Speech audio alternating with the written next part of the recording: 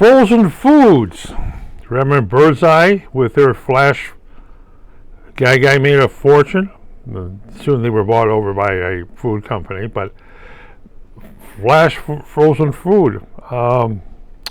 Very popular, especially when you're dealing with early refrigeration and early freezes. You could buy vegetables that are flash frozen.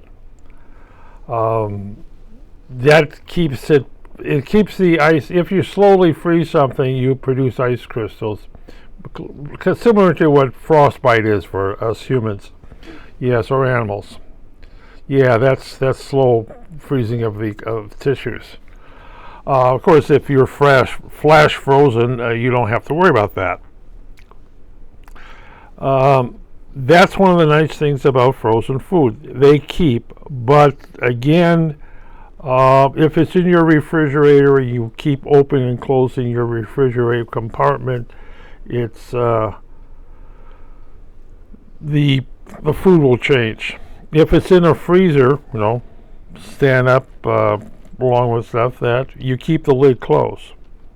Okay, keep some ice crystals forming in your stuff. The stuff will still change slowly, but you want to do is freeze the stuff as slowly it will just deteriorate, instead of turning green in your refrigerator like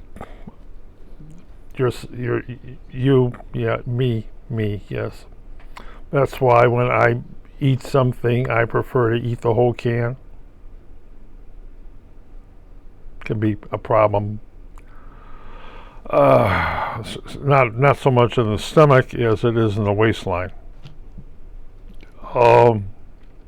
And checking how to freeze things. If you're new to cooking, you may want to do is cook your food and have leftovers, and freeze everything.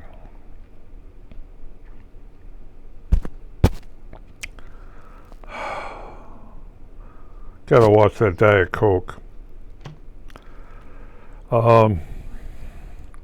And you will learn very fast what you can freeze and not freeze.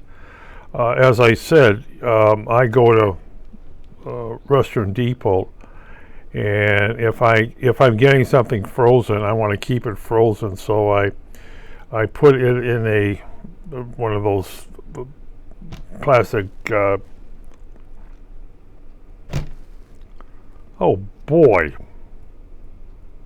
Plastic containers in your car, and it already has the frozen blocks in there.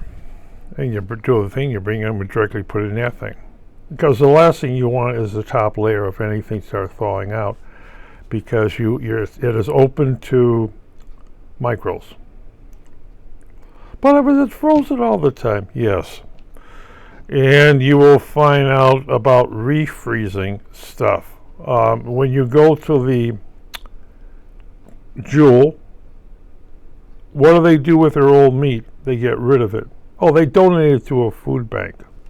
When it goes out of date, yeah. There's the town I live in, they have a food bank, and they have a freezer in that food bank. So they donate it to something like that. Or, since I've been I worked at Willow Creek's Care Center Food Bank, Jewel would donate meat into, before the pandemic, let me put it this way, before the pandemic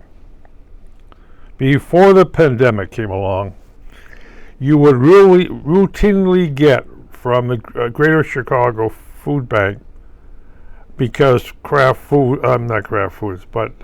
Willow Creek was a designated USDA food bank.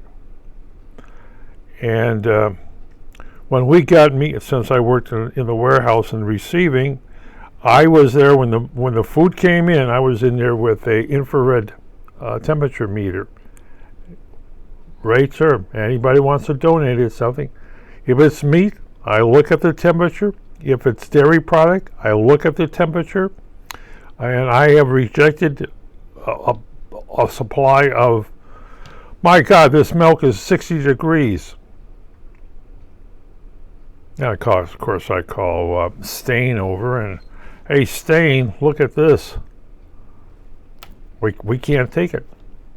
Milk, because it's already hit that point. Yeah, you can't bring this stuff to us. We can't take it. Oh, what am I going to do? Bring it back. Bring it back to the donator. We can't take this stuff. We can't do that, because as soon as we put it in our refrigerator, it's turning. So, yes, and frozen meat coming in from Greater Chicago is frozen. Because it goes directly from their frozen warehouse into their truck, delivery directly to us, and it goes up from their truck. We pull it off, we put it immediately into our freezers. It doesn't even start melting, because all their trucks are refrigerated. Not frozen, refrigeration trucks. That is important, and that is also vegetables to that thing. What bad thing is, what don't you want in your refrigerator? Potatoes and bananas. You say, what do you mean, potatoes and bananas? You don't want your potatoes in the refrigerator, and you don't want your bananas. Bananas will turn brown. And potatoes will, I think they become squishy. So, storing of food, yes. Storing your food in freezers, yes. Very important. When you get frozen food from your, like Jules, you keep it frozen. You don't let it sit in your car. You take it directly home.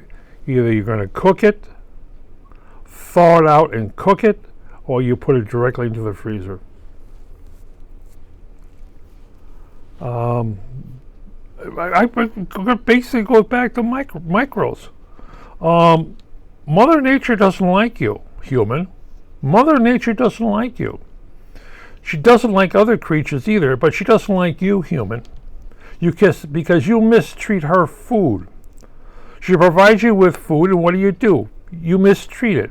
You realize how much food is spoiled in this country, in America, that is thrown out because of people misuse it, and how many people get sick, and some die, but get food poisoning from, we're going to do a restaurant of that. Oh no, you're going to do that at home. Your food counters are dirty, filthy, okay? Soap and water kills a lot of stuff. People don't wash their counters. They don't treat their food with respect. They take it for granted, and then it spoils in the refrigerator. It turns green. It sits in there too long.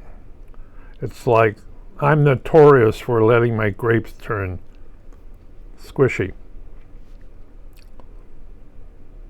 Yes, I go out there and get grapes, and what happens? I don't eat them all at one time, so they get a little squishy. And